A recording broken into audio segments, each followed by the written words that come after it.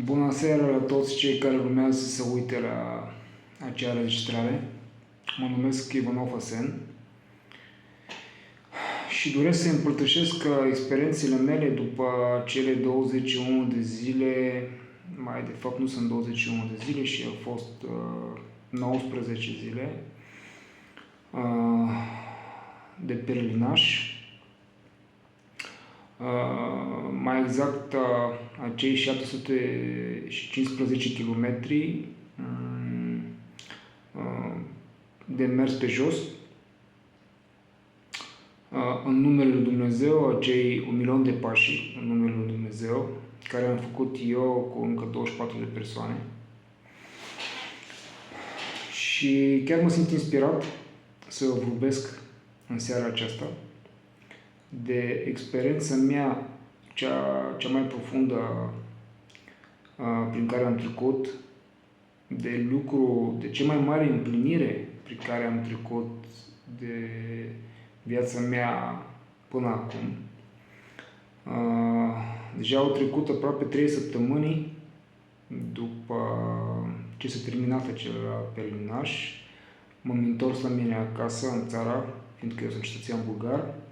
A fost singurul care a fost din altă țară acolo. Eu cu domnul Crăciun Iulian și cu domnul Cezar Elisei și cu încă 22 de suflete minunate am trecut cu bine acei kilometri și eu nu pot spune că am observat nu numai o mare schimbare în mine personal și în oameni din jurul meu. Sunt destul de conștient și tot ceea ce vă spun acum provine din adâncul sufletului meu. Acei zile petrecute în mers și în rugăciune au fost cele mai semnificative zile în viața mea. Eu personal pot spune că tot despre care m-am rugat eu în timpul acest pelerinaj deja s-a împlinit și deja mi-a fost dăruit și mai mult referitor la pacea și liniște sufletească de care toată lumea se luptă, să spunem așa, și toți cei cetățeni pe pământul acesta nici nu își poate imagina că o poate atinge, dar eu pot spune din toată inima mea că eu mă simt atât de prezent, atât de viu, atât de conștient de tot ceea ce fac, încât până acum nu am simțit asemenea stări de conștiință așa spusă pură și de acțiune lipsită de tulburarea mentală. Tulburarea mentală de care toți suntem confruntați și ne confruntăm în fiecare zi cu gândurile noastre, cele peste 60.000 de gânduri care ne trec prin minte în fiecare zi. Eu deja pot spune că după acel pelerinaj și după acei kilometri prin care am trecut cu toți, eu am devenit din ce în ce mai prezent în toată acțiunea mea. De la începutul zilei până în sfârșitul acestor zi și acest perioad de existență mea. Deci până acum eu n-am simțit atât de multă pace în mine și atât de multă bucurie pentru simplu fapt că sunt eu și exist pe planeta asta până acum niciodată.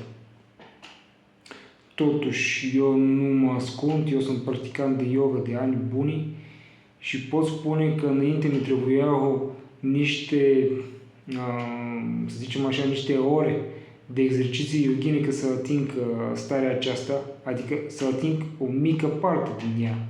Dar acum eu mă aflu în ea și 100% sunt în ea și sunt atât de liniștit de faptul că deja îmi pot stăpâni și gândurile și emoțiile chiar chiar și oamenii din jurul meu observă tot ceea ce s-a întâmplat și diferența și conștientizările și prezența care o am acum față de înainte de a pleca și de a trece pe acest peregrinaș.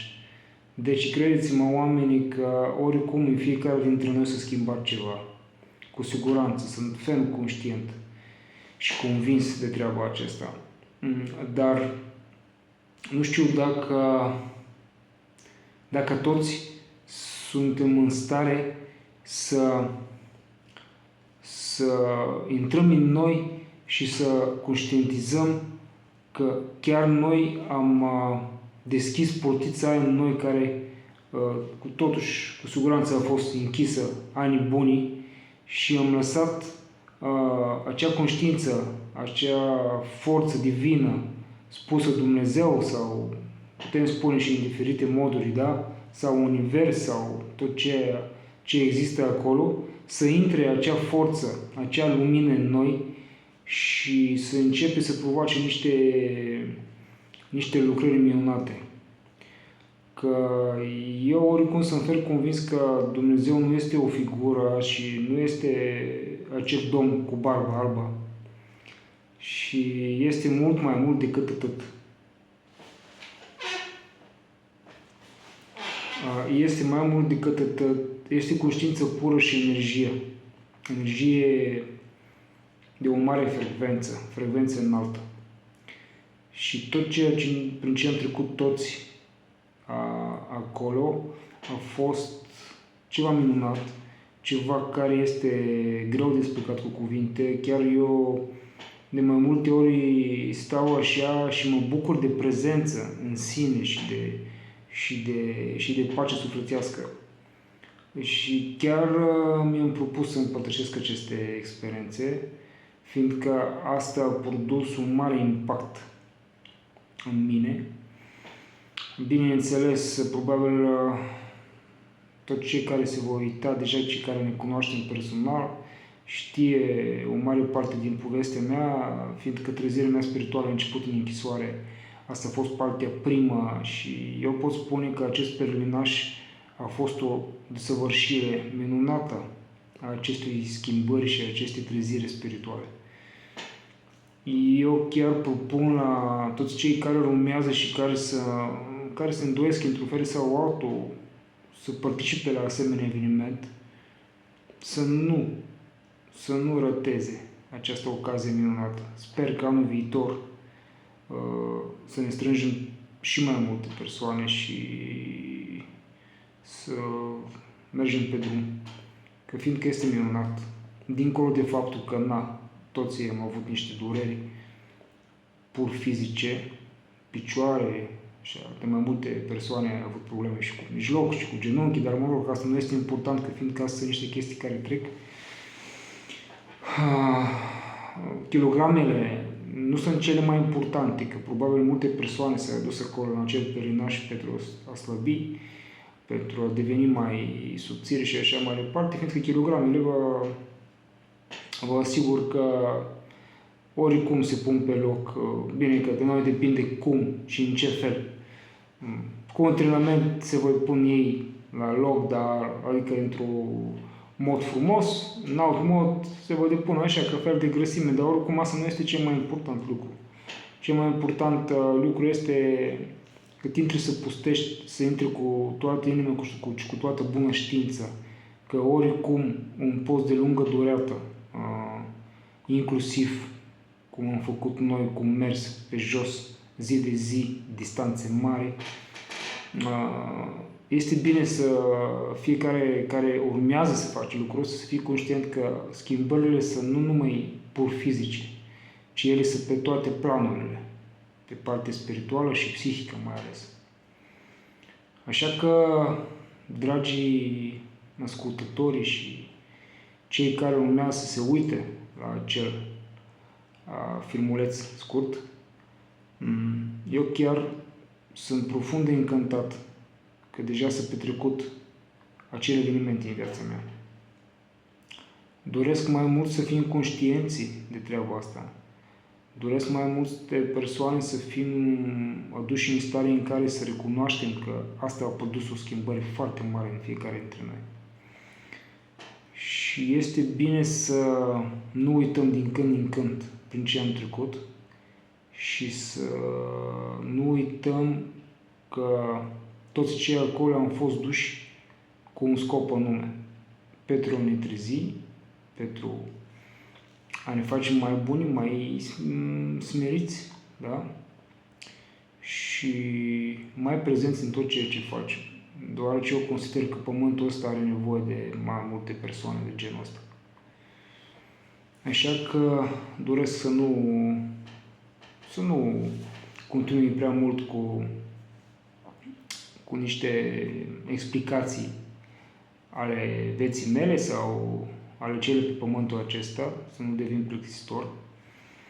Și de fapt doresc toți cei care au participat să ne reamintim din când în când despre tot ceea ce a fost acolo, că fiindcă a fost ceva minunat. Nu este momentul să mulțumesc, că oricum toți cei organizatori știu recunoștința noastră.